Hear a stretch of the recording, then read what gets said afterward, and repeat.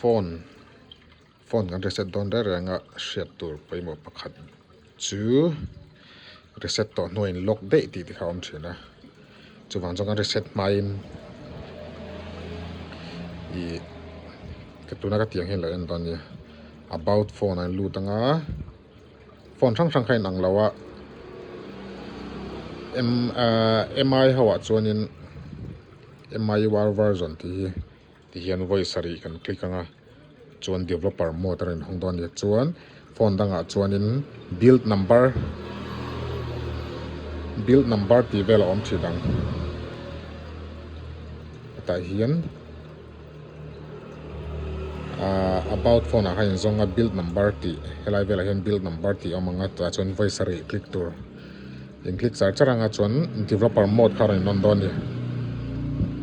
chuan in let le anga chuan additional setting a hian heta hian developer mode kha rin non don ni ti hian chuan developer mode hi in zong me nga kina developer mode kha in on ton wa chuan ta hian OEM unlocking ti hi hei click tur kateng click khan account om zong kha in reset nuwa engma om zian nei to lo in hemi OEM in unlocking ti lo hi chuan in account om sa ho kha ala chom tel dona wangin i reset na khan aron lang le dona account kha in lock tho don ni chuan ti hian OEM unlocking in ti to chuan heta factory reset a in lu tanga chuan kain reset anga athani me